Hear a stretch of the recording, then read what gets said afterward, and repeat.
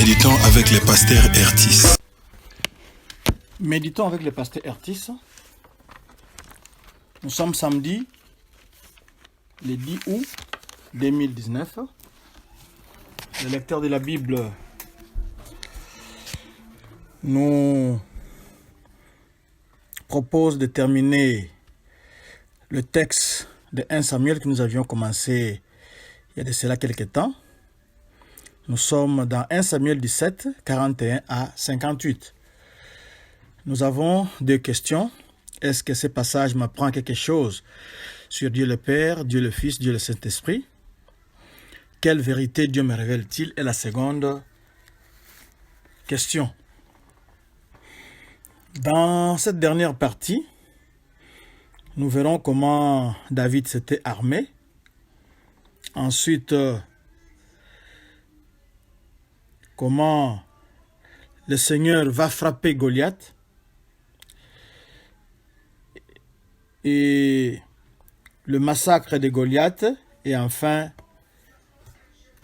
il y aura une question intéressante qui sera posée à la fin. À qui est ses fils? Nous allons prier. Seigneur, merci. Merci de nous parler encore en ce moment. Merci au Seigneur d'éclairer les yeux de notre âme. Merci Yahweh d'être là et de nous soutenir. Merci surtout parce que en toi nous sommes plus que vainqueurs. Nous bénissons ton nom pour ce temps et nous voulons que seul le Saint-Esprit dirige ces moments dans le nom merveilleux de notre Seigneur Jésus-Christ. Amen. Je vous salue au nom merveilleux du Seigneur Jésus-Christ. Du verset 41 au verset 44, nous avons là-bas la vantardise de Goliath. Nous voyons le Philistin, il s'approcha de David, se cachant derrière le large bouclier porté par son porteur d'armes. Lorsqu'il a jeté un coup d'œil au-dessus du bouclier, il éclata de rage parce que son challenger qu'Israël avait envoyé n'était qu'un enfant. Le verset 42 dit qu'il le méprisa. On ne vend pas la peau de l'ours avant de l'avoir tué, dit un proverbe français. Et ceux qui ont pratiqué les arts martiaux savent qu'on ne doit jamais mépriser un adversaire. Goliath a maudit David par ses dieux philistins, promettant de donner sa chair en pâture aux bêtes et aux oiseaux. Ces garçons sans armure, il s'agit de David, et sans armes, a incité Goliath à baisser sa garde et il voulait en finir avec lui à main nue. C'est Goliath qui voulait en finir avec ces petits garçons qui viennent sans armes. Pourtant, lui, il avait les boucliers, il avait toute l'armure qu'on avait décrite hier. Et il pensait qu'il pourrait facilement le tailler en pièces. Goliath pensait qu'il taillerait David en pièces facilement. Au verset 46, nous avons 6 prédictions de David qui ont été accomplies. Ce sont les premières prophéties de David et il était l'un des plus grands prophètes d'Israël. Beaucoup de choses qu'il avait dites ont été accomplies et il a donné un plus grand nombre de prophéties, plus que Daniel et plus que tous les autres prophètes d'Israël. Quelles sont ces 6 prédictions ou prophéties? Il dit 1. Aujourd'hui, l'Éternel te livrera entre mes mains. 2. Je t'abattrai. 3. Et je te couperai la tête. Ça, c'est vraiment une déclaration de foi. Il a la foi, il déclare et l'Éternel est derrière les paroles de ses serviteurs pour l'accomplir ou les accomplir. 4. Aujourd'hui, je donnerai les cadavres du camp des Philistins aux oiseaux du ciel et aux animaux de la terre. 5, c'est à partir du verset 47.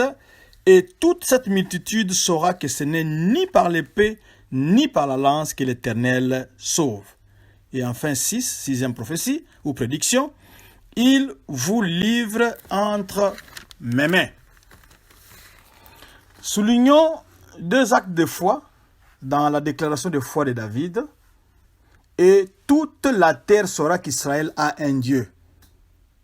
C'est pour cela que les enfants de Dieu aiment que Dieu agisse dans leur vie pour que les gens voient qu'ils ont un Dieu incomparable, et c'est le Dieu tout-puissant.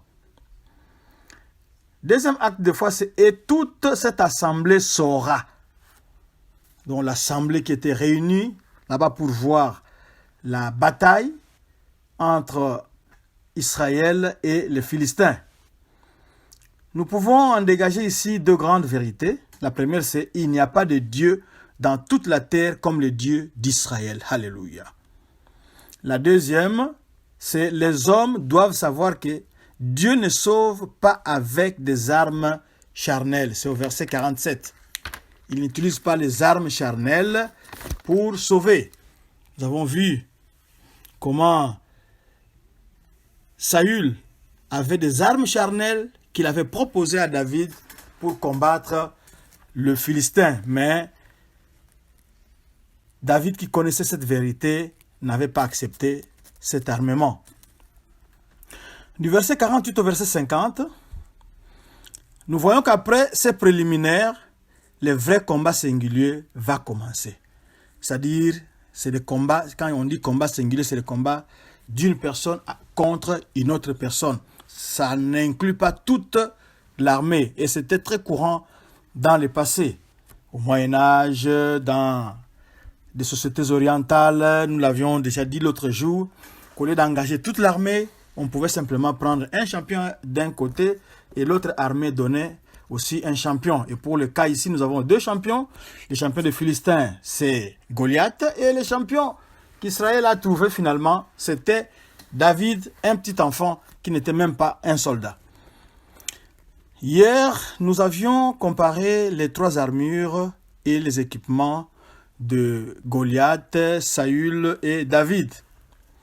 Saül pensait que pour faire face à ces géants, il fallait une armure et des armes semblables à la sienne, c'est-à-dire les armes que l'autre camp possédait. Mais David a imposé un autre style, amenant même son adversaire à les mépriser, car les croyants diminuent.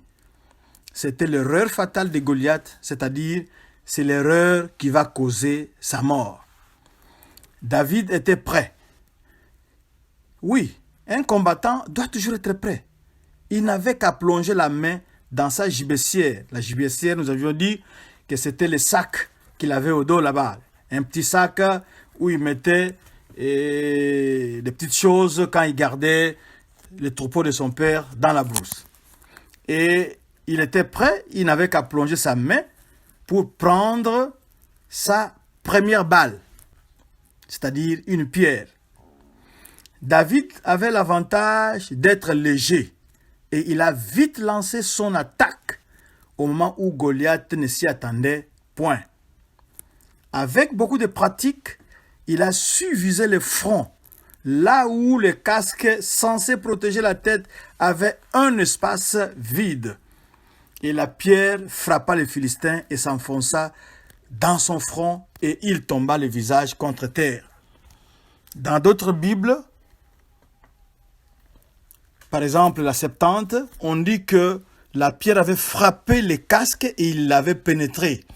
Parce que cette pierre-là avait une très grande puissance.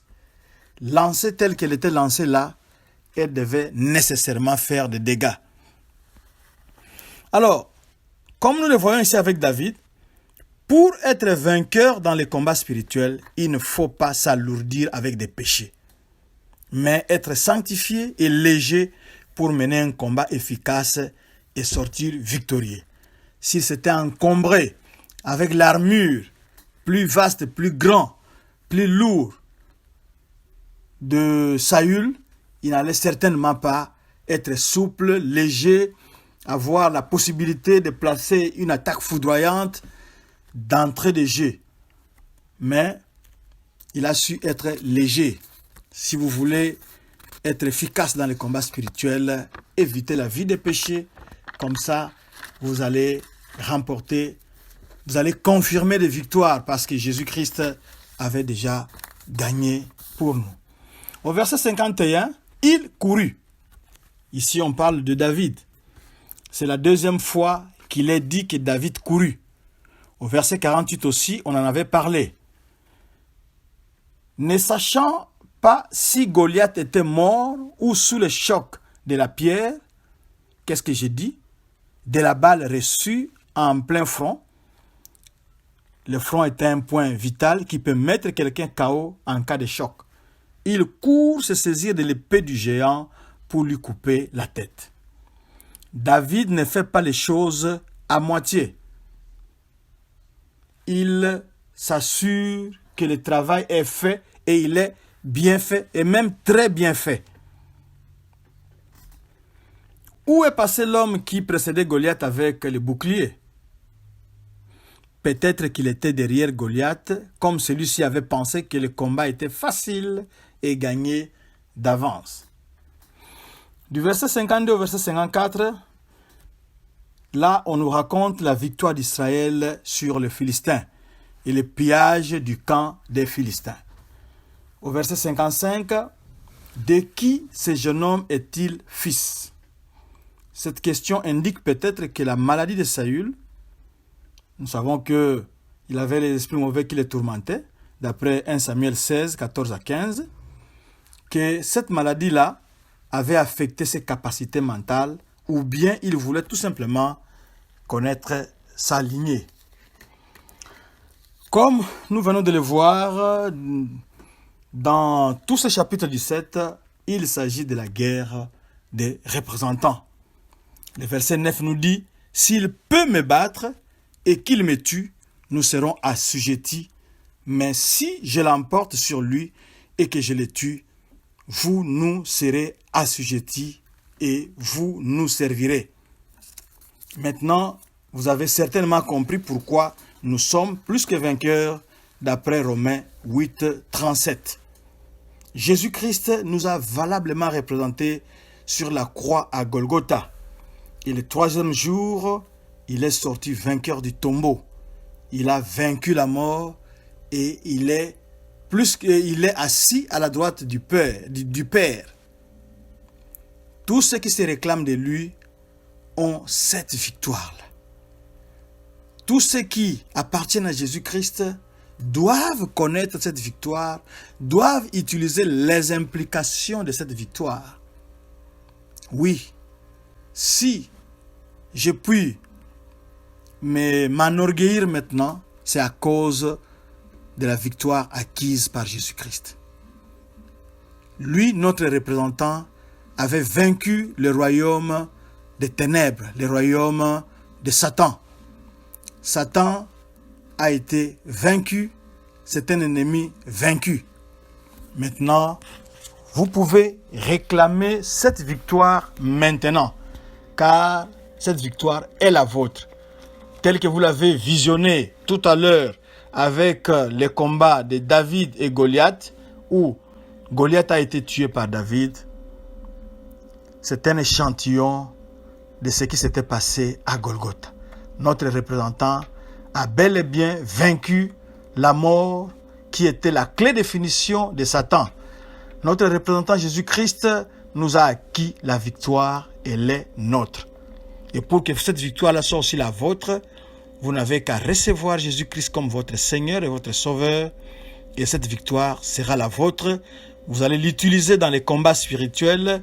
Vous allez réclamer le sang de Jésus-Christ pour que ce sang-là vous sanctifie, afin que vous soyez léger comme David et que vous puissiez voler de victoire en victoire. Pouvez-vous le faire maintenant? Nous allons prier.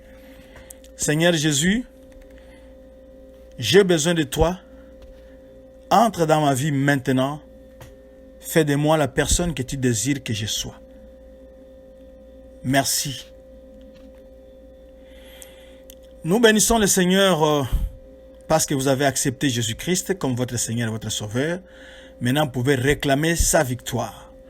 Vous pouvez combattre au nom de Jésus-Christ de Nazareth. Vous pouvez défendre votre position au nom de Jésus-Christ de Nazareth parce que c'est le nom de la victoire. Que Dieu vous bénisse. Amen.